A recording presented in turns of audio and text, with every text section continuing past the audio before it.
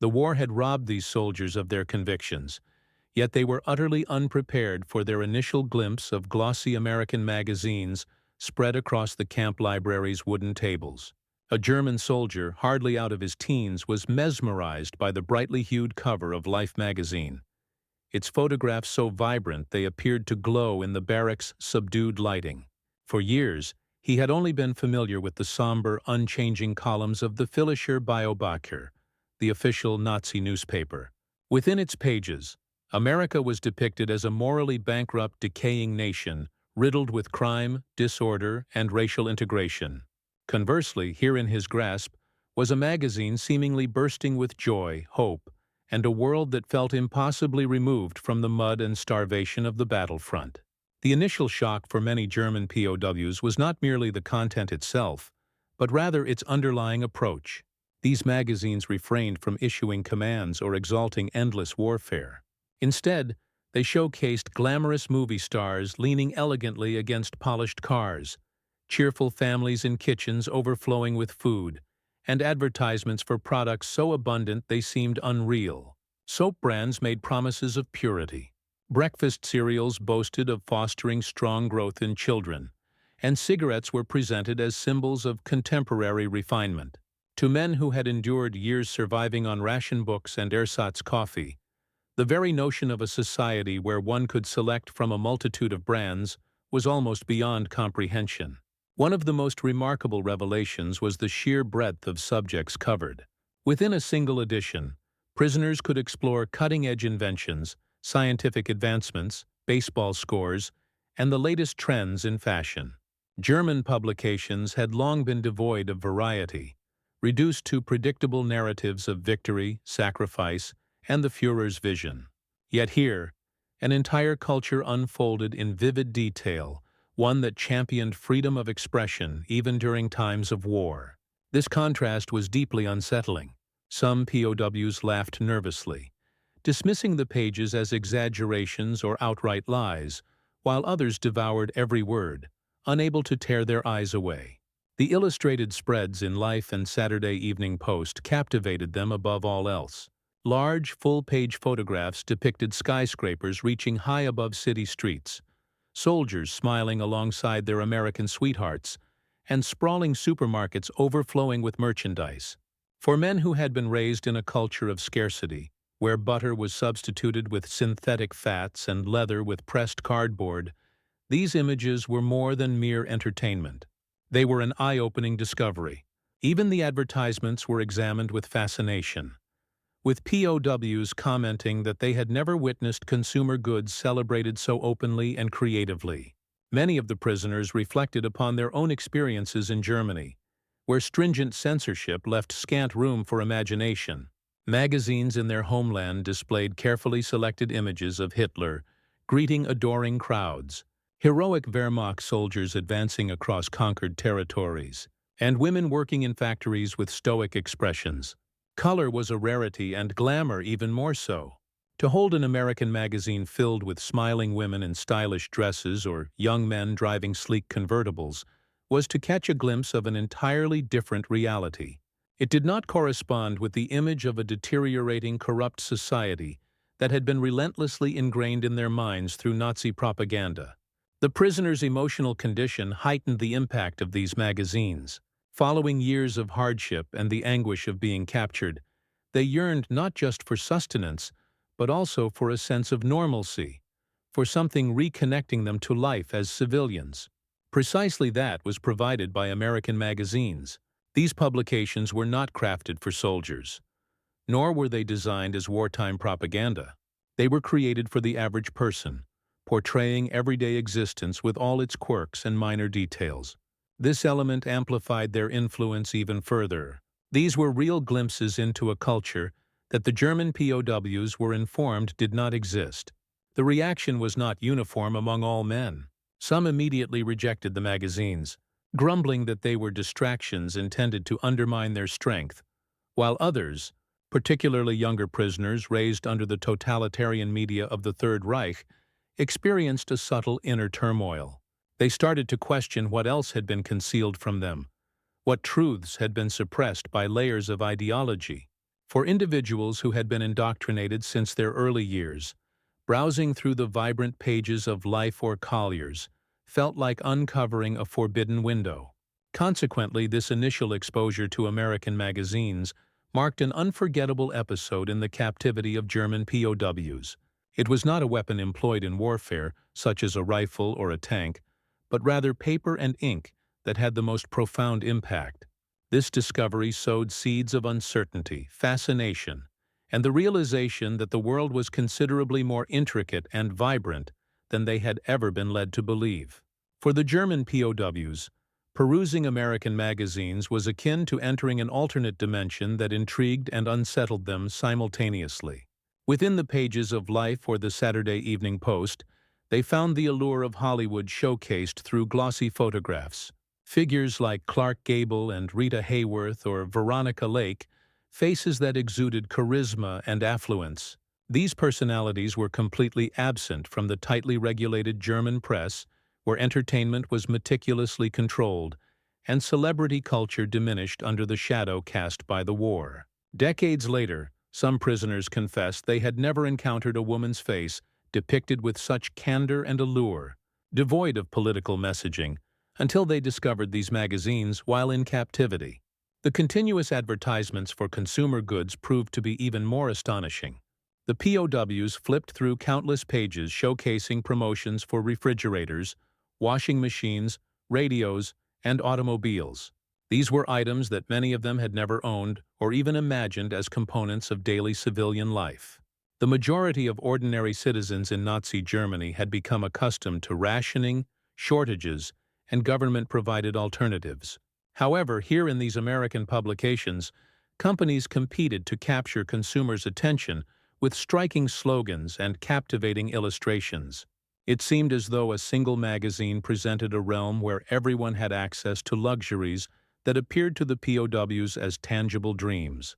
The clash of cultures intensified when they came across stories about American families, pictures of homes in the suburbs, showing neatly dressed children having fun in bright green. Yards directly contradicted the harsh propaganda that had portrayed the United States as being overrun with crime and poverty. The prisoners were confronted with images displaying fathers cooking on grills in their backyards, mothers proudly presenting new kitchen appliances, and teenagers having fun listening to jukebox music in diners. For many German soldiers who had grown up under a system that celebrated discipline, obedience, and self-denial, this carefree excess was both unbelievable and strangely fascinating. The matter of sports was also a factor.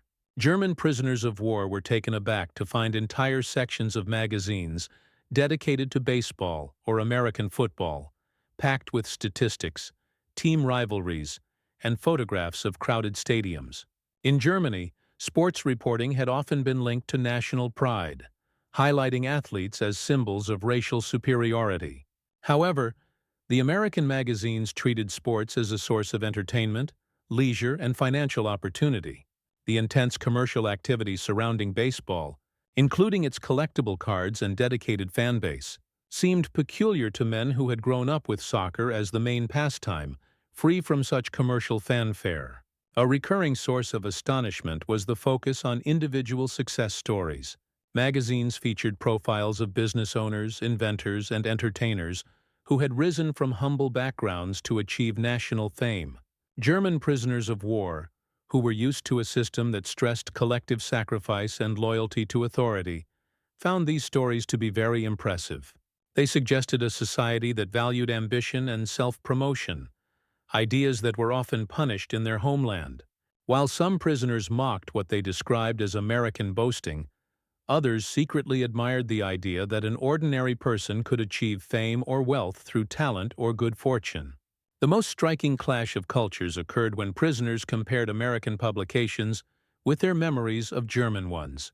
German magazines, such as Signal or Illustrator Beobachter, had been carefully arranged with images of heroic soldiers and official speeches dominating the content. There were rarely any depictions of everyday life outside of the war effort, and glamour or lightheartedness were dismissed as dangerous distractions. In contrast, American magazines embraced both the insignificant and the important. A photograph from a war zone might appear on one page, followed by an advertisement for lipstick or an article about new movie releases. To the prisoners of war, this combination of seriousness and levity seemed both disorganized and strangely human. The experience of reading these magazines left some prisoners feeling conflicted. On one hand, they were taught to dismiss them as propaganda or capitalist excess. On the other hand, the authenticity of the photographs and the extensive detail of the stories made it difficult to believe that it was all fake. In quiet moments in the barracks, the men debated among themselves. Was this the real America or just a carefully crafted illusion? The debates could become intense, but the images lingered in their minds. In those moments, surrounded by the barbed wire of the camp, the German prisoners of war realized that their own understanding of the world had been completely changed. The shiny pages displayed a different way of life and pointed out the limits of their old one. For certain individuals, this was the beginning of doubting everything they once held to be correct. When German prisoners of war came across American comic books, their reactions were even more powerful than when they read the glossy magazines. Instead of the refined elegance seen in magazines such as Life or the Saturday Evening Post, comic books like Superman, Batman, Captain America, and Wonder Woman exploded with bright colors, wild imagination, and intense action. These flimsy booklets made of cheap paper were like an electric shock to men who had been surrounded by depressing military updates, ration charts, and dull ideological papers for a long time. They were not just a form of entertainment. They provided a glimpse into a society that embraced limitless creativity. Superman, especially, captivated the prisoners. This was a hero who stood for truth and justice, ideals that were highly relevant during the war. The irony was not lost on them. While Nazi propaganda had portrayed America as feeble and immoral, the nation's most beloved fictional character was a nearly unbeatable alien who defended the innocent and defeated evil with unwavering moral conviction.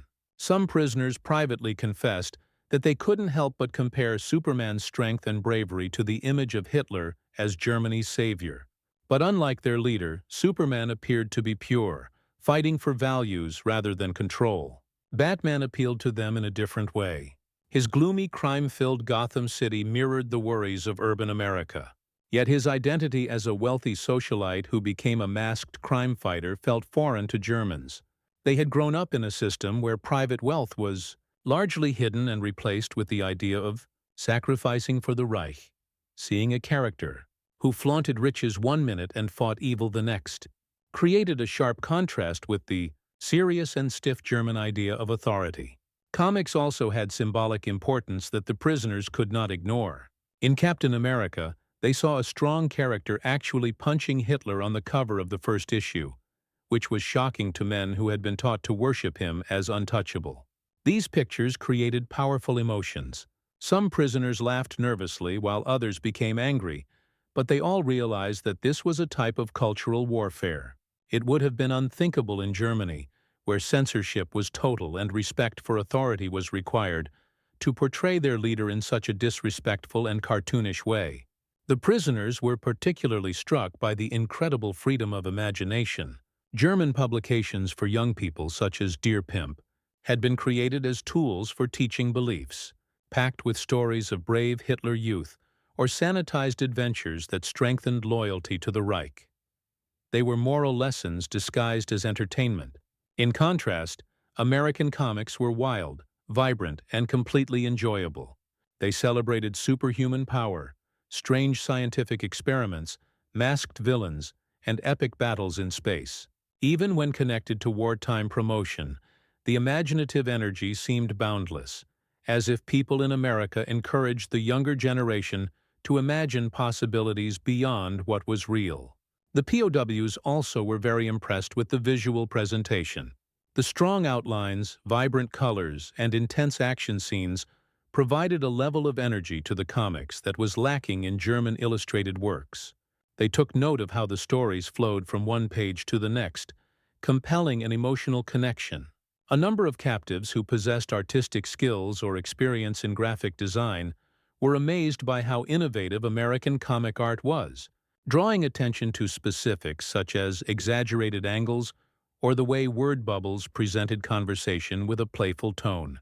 Additionally, there were cultural meanings embedded within the comics that captured their attention.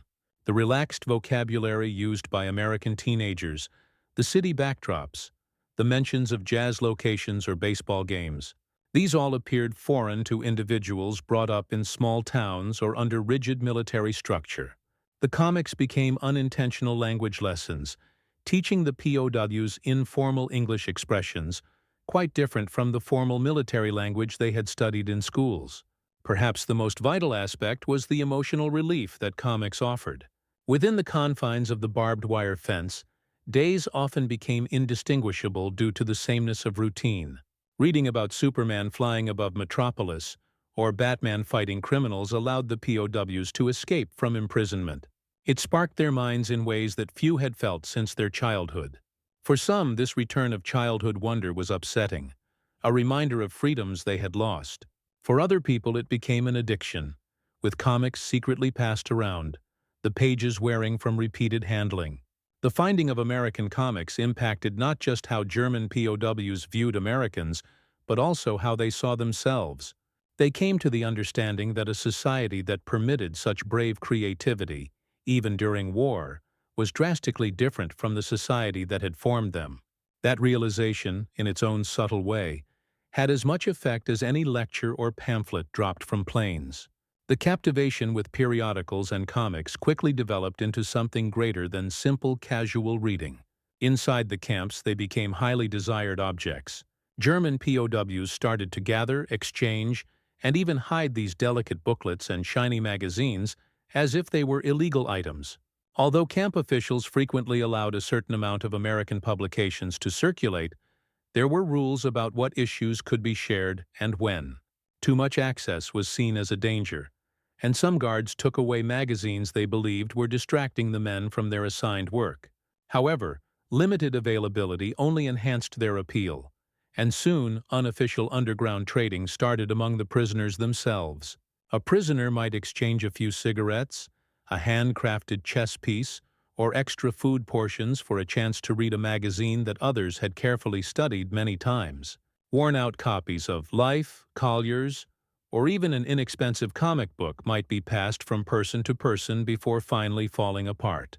A few POWs carefully fixed torn pages with string or pieces of tape, handling them as if they were valuable old documents. To possess a magazine became a status symbol inside the barracks, with favored stories often shared verbally with those who lacked access to them. Not all the security personnel looked favorably on these exchanges. Prisoners discovered amassing magazines were at times disciplined, possibly with extra duties or brief periods of isolation. Nevertheless, even those potential consequences did not discourage the desire to accumulate them. The desire for these publications went beyond mere entertainment. It offered a connection to the outside realm beyond the encampment. In one Texan camp, it was documented that German prisoners committed entire comic book narratives to memory and performed them dramatically for their fellow inmates, transforming the process into a form of theater. This culture of collecting quickly evolved into inventive adaptations. Certain prisoners who were talented in drawing started replicating images extracted from American comics and magazines. They transferred images of movie stars, superheroes, and even commercials into notebooks, reproducing these images using charcoal or colored pencils. The interiors of the barracks were adorned with these drawings, which also functioned as personal mementos.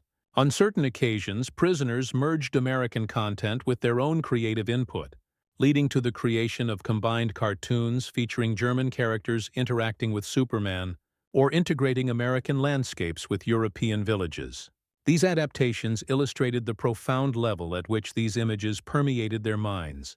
Moreover, the magazines evolved into valuable educational materials. Some POWs, demonstrating advanced English language skills, utilized the texts to educate their peers in vocabulary, noting words in the margins, or translating comic jokes into German.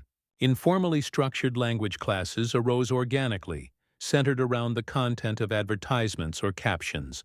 For instance, a toothpaste advertisement might serve as a condensed English lesson for consumers, while a comic book panel could aid in the explanation of colloquialisms and idiomatic expressions. This unforeseen application of American media as a learning resource offered the POWs another justification for their desire for them. An additional layer of interest stemmed from the use of serialized narratives. Numerous comics were designed to advance storylines over multiple issues, often leaving readers in suspense. This was a source of both frustration and longing for the POWs, who were deprived of consistent access. An individual who had read one issue of Captain America might spend weeks in pursuit of the subsequent installment, questioning each new arrival from a different camp whether they had encountered it. The desire for continuity echoed the longing for liberty. Everything seemed tantalizingly out of grasp. Everything was connected to something beyond the confines of the barbed wire. It is worth noting that this collecting also cultivated unexpected relationships between prisoners and their guards.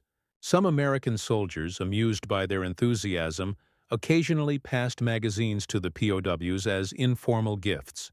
This engendered a peculiar dynamic. The very guards who were responsible for enforcing rigorous discipline were sometimes the same individuals who satisfied the prisoners' cultural thirst. For the POWs, who had been taught to regard Americans solely as enemies, this further complicated their perceptions. The prohibited aspect of these exchanges imbued the magazines with an aura of mystery. For many German POWs, secretly stashing a comic book under a mattress or engaging in covert trading within the yard resonated with acts of defiance. It wasn't an uprising against their captors, but rather an uprising against the constraints of the worldview they previously held. They symbolically laid claim to a piece of a world that had been out of reach for years by reading and cherishing these magazines. As time passed, these fragile stacks of paper, worn thin from being handled so often, grew to represent something beyond mere reading material. They turned into symbols representing freedom, inquisitiveness, and the prisoner's determination to keep their inner thoughts unrestricted. For numerous German prisoners of war, the simple act of reading American magazines evolved into something more than just a pastime. It developed into a basis for contrasting it with the world they had left behind. Each vividly printed page seemed to serve as a reminder of what Germany lacked, particularly during the war's closing stages, when daily life had become a mere shadow of its former self, due to shortages, censorship, and fear. When prisoners came across articles showcasing American supermarkets overflowing with products, they couldn't help but remember the empty shelves in German stores, where families argued over small portions of margarine or ersatz coffee. The difference was stark. Here was a society that shared images of tables laden with food, while their own people were forced to wait in long lines with ration cards in hand just to obtain a few ounces of bread. The same applied to fashion spreads. Glossy pictures of women dressed in silk dresses, tailored suits, or fashionable hats frequently appeared in American magazines. These images were startling to German prisoners. By 1944, German women frequently wore repurposed fabrics, patched uniforms, or homemade clothing made from curtains or blankets. The sight of well-dressed American women suggested a society untouched by the same degree of hardship. Some prisoners later recalled that these images of style and plenty seemed more disruptive than the words themselves. They showed affluence in a manner that no speech could refute. Censorship was another topic frequently discussed by prisoners of war. Under Nazi control, German publications such as Signal or Die Wehrmacht had only presented state-approved accounts. News of defeats was suppressed, enemy strength was downplayed, and every page was painstakingly crafted to maintain morale. In contrast, American magazines seemed more open in their coverage of wartime issues. Articles openly discussed politics, criticized leaders, and published candid photographs of military life. This came as a shock to the prisoners. The idea that civilians could read criticism of their own government while the war was still ongoing was nearly incomprehensible. For many, it was the first concrete indication that democracy encompassed more than just empty promises. Even humor had an impact on the prisoners of war. Political cartoons in American magazines poked fun at leaders, made light of military errors, and satirized social conventions. For men who had lived under a system where making fun of Hitler or the party could result in imprisonment or worse, Such cartoons were eye-opening. Some prisoners initially believed they were fake, purposely planted for them to see. However, the informal style and consistency across numerous publications eventually convinced them otherwise. The more they read, the more they pondered their own upbringing under propaganda. Discussions in the barracks frequently turned into debates. One prisoner would contend that American magazines blew the actual state of American wealth way out of proportion, suggesting that poverty without a doubt was still an issue. Another would counter that, even if this wealth wasn't depicted realistically, the open expression and wide array of viewpoints suggested something fundamentally important. These discussions, sparked by printed media, gradually undermined the unwavering certainty that the Nazis' propaganda had sought to instill. It wasn't just matters of politics or economics that were noteworthy. It was the glorification of the individual. American magazines ran profiles of inventors, sports figures, movie stars, and everyday citizens who attained quick fame. This highlighting of individuals contrasted sharply with the German focus on collective responsibility and self-sacrifice for the nation. This prompted questions for the prisoners. Could a society founded on personal drive and individual liberties truly be as fragile as they were led to believe? These comparisons didn't always result in positive feelings.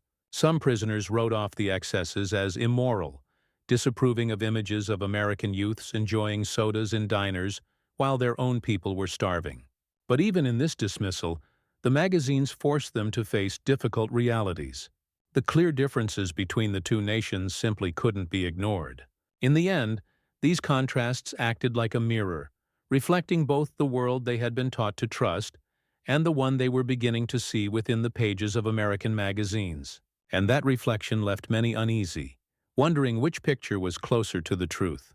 American authorities were aware of the quiet impact magazines and comic books had within the confines of the prison camps. By the war's midpoint, U.S. camp authorities started intentionally using these publications as tools to sway opinions. The Office of War Information and the War Department realized that regularly providing German prisoners with visually appealing glimpses into American life might act as subtle propaganda, easing tensions and laying the groundwork for future re-education. Instead of just using lectures, officials recognized that the alluring draw of everyday culture might be much more effective. Some camps featured reading rooms stocked not only with well-known magazines such as Life and the Saturday Evening Post, but also with clearly political pamphlets promoting the positive aspects of democracy. Guards and administrators observed how prisoners behaved, noting what topics caused discussion and which ones were ignored. Large boxes of publications were sometimes sent to camps via groups like the YMCA or church organizations, highlighting the humanitarian aspect while serving an underlying ideological purpose. The Germans frequently discussed whether this access was deliberate. Some thought the Americans were simply kind, giving prisoners comforts not available to their own troops. Others sensed a more planned strategy. This suspicion wasn't completely unfounded. Certain facilities produced German-language newspapers specifically for prisoners, combining objective content with subtle pro-Allied messages. By putting American magazines alongside these newspapers, officials hoped to establish the democratic press as normal and reliable. Allowing magazines also served a purpose related to discipline. Camp supervisors discovered that prisoners were more likely to become unruly or rebellious if they were bored and had nothing to do. Giving them things to read, particularly interesting and captivating materials, helped to ease stress. A person absorbed in a comic book or magazine was less prone to creating problems. It became a useful method for keeping things in order and influencing thinking. However, not all publications were allowed. Officials frequently checked what was brought into the camps to ensure it was in line with their wider goals. Magazines that emphasized racial issues or labor strikes were sometimes forbidden, while those that celebrated success, technological advancements, or artistic expression were promoted. The goal for American authorities was to portray the United States as a vibrant and stable country, which was the complete opposite of what German propaganda had claimed. The propaganda element was very obvious when prisoners read articles about democracy and civic participation. Some magazines included stories about elections, public discussions, and local projects. PSWs who read these reports were amazed that such topics could be openly debated without consequence. In Germany, politics was a sensitive subject. In America, it seemed to be a common part of daily conversation. This was the message that administrators wanted prisoners to learn. Democracy was not disarray, but rather a system that allowed dissent without falling apart. By exposing PS to jazz music, Hollywood movies, baseball games, and commercials, there was also a deliberate cultural strategy. The U.S. promoted the attractiveness of its soft influence. Prisoners who chuckled at a comic or fantasized about vehicles featured in advertisements were unknowingly interacting with American ideals. They were being steered toward interest rather than animosity. This subtle mental strategy was less about undermining allegiance and more about introducing questions, encouraging PS to compare and have uncertainties. Some German prisoners only understood this plan years later when they thought about their time in captivity. The fascination of the magazines frequently outweighed skepticism at the time. Even if they suspected propaganda motives, many confessed they couldn't resist the appeal. The mix of truth, allure, and liberty contained in the pages worked more effectively than lectures or questioning could ever do. America was undertaking an experiment in persuasion in the quiet barracks, as German PSWs flipped through the colorful pages, using ink, images, and ideas, rather than force or threats. As the months of confinement went on, the magazines and comics became more than just entertainment. They changed into cultural entry points. German PSWs started using them as unofficial textbooks, learning not just narratives, but also the unique cadence of American speech and norms of everyday life. The slang-filled language of comic strips or commercials was unlike anything that prisoners who had only learned English in classrooms had ever encountered. Words such as gee, swell, and okay initially confused them, but they soon became part of their language, awkwardly repeated in conversations inside the barracks. This gradual assimilation into American culture was especially noticeable in younger soldiers, some of whom had joined the war as teenagers. They were captivated by portrayals of dating rituals, social gatherings, and family dynamics.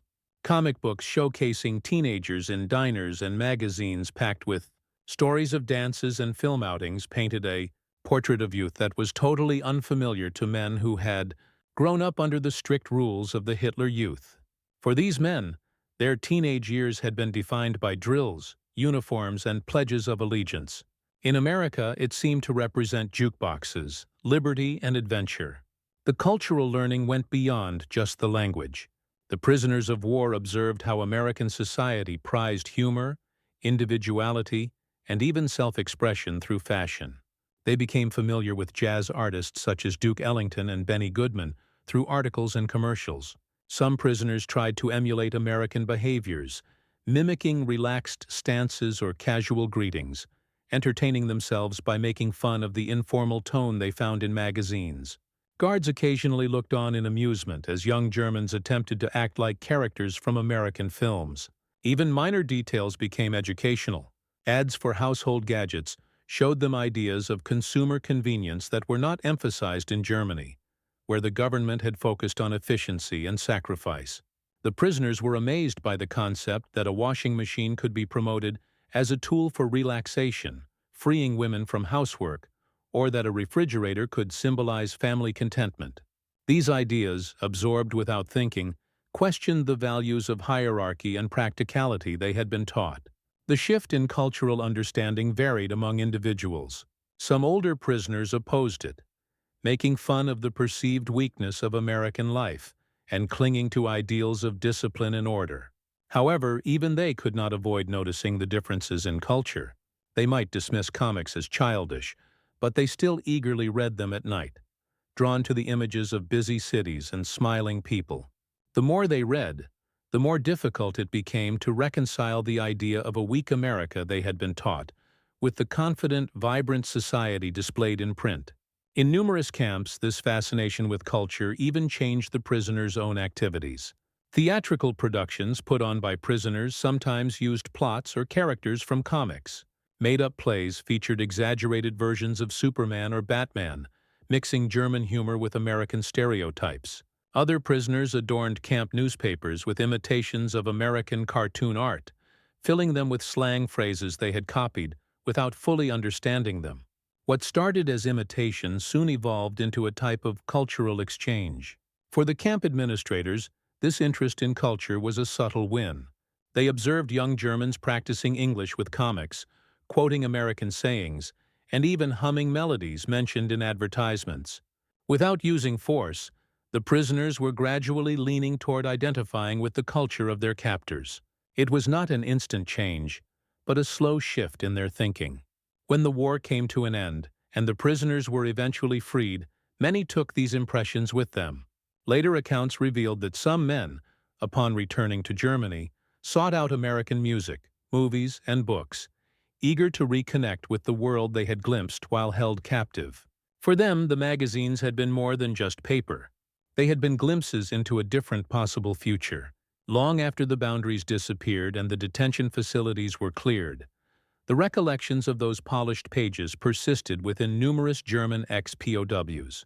For certain individuals, the periodicals and illustrated stories represented their introductory glimpse into a realm surpassing strict doctrine, an experience that imprinted itself deeply and endured for several decades after the war. Upon their return to a devastated Germany, they couldn't help but remember the radiant depictions of affluence, recreation, and originality that once appeared almost fictitious. Surrounded by the ruins and deficits characterizing the late 1940s, the contrast between the images they observed during their imprisonment and their present circumstances was striking. Several former captives later confessed in their memoirs and interviews that their initial profound reservations concerning Nazi rhetoric originated not from Allied investigations, but from engaging with American publications. One former POW distinctly remembered the jolt of witnessing Captain America striking Hitler on the front of a comic book, a disrespectful act inconceivable in Germany, thereby understanding that such imagery could surface without fear of retaliation. Others reminisced about gaining greater insight into American governance and everyday existence from those periodicals than they could have ever contemplated during the conflict. What commenced as mere distraction progressively evolved into a discrete re-evaluation of the world. For younger POWs, the cultural effect was far-reaching. Individuals who were youths while in the camps subsequently evolved into a segment of the population that celebrated American music, motion pictures, and consumerism throughout the 1950s. They emerged as pioneers in West Germany, embracing jazz venues, films produced by Hollywood, and even imported comic books. The impressions absorbed while in custody subtly paved the way for a society that, through the Marshall Plan and foreign occupation, would depend significantly on cultural products originating from the United States. Not every detainee experienced transformation identically. Naturally, certain individuals disregarded their reading experiences as nothing more than simple diversion, asserting that the actual repercussions of captivity stemmed from manual labor, malnourishment, or feelings of nostalgia for their homeland. Yet even those who undervalued the importance of magazines acknowledged that it had been hard to forget the imagery of American life. The recall of a Life magazine displaying the lit skyscrapers in the evening or advertisements guaranteeing refrigerators for every household could not be easily dismissed. Such representations assumed a nearly legendary magnitude for those returning to demolished German urban centers. Academics scrutinizing prisoner accounts have taken note of the prevalence of magazines in their memories. These arose not simply as oddities, but as pivotal interactions with a different culture. As opposed to authorized propaganda leaflets that many POWs mistrusted, the magazines conveyed a sense of genuineness, seemingly untouched by governmental influence. Such authenticity conferred upon them continuous reliability. The prisoners may not have given credence to every assertion, but they still recollected the disposition, the impression of transparency, humor, and self-assurance that distinguished American culture. Some ex-POWs even recognized their encounters with this content as influencing their subsequent political viewpoints. Those who had perused information about American elections or conversations in magazines frequently articulated a diminished level of animosity towards democratic systems in the aftermath of the war. For those individuals, The periodicals functioned as an unplanned educational tool, showcasing democracy not as some conceptual framework, but as an intrinsic aspect of everyday existence. The accounts of households, sports figures, innovators, and performers illustrated to them the practical manifestation of liberty, as opposed to its theoretical definition. The impact of those reading sessions lingered in more understated ways as well. Ex-detainees who transitioned into educators, creatives, or authors in a Germany recovering from war occasionally utilized the aesthetic designs and storytelling techniques they initially came across while confined. The striking outlines found in American comic books left an impression on amateur illustrators. The vibrant promotional materials provided ideas for visual communication experts. Cultural exchange commenced in the most improbable settings within prison living quarters. Ultimately, the periodicals and comic strips that were distributed in American prisoner facilities demonstrated themselves to be something beyond mere amusement or promotional material. They acted as cultural seeds dispersed in unanticipated ground. For numerous German troops, they instilled the initial inklings of uncertainty, inquisitiveness, and even respect towards a society they had been conditioned to loathe. Years down the line, the recollection of those delicate pages continued to hold significance. This was attributed not to the printing ink alone, but to the universe they unveiled.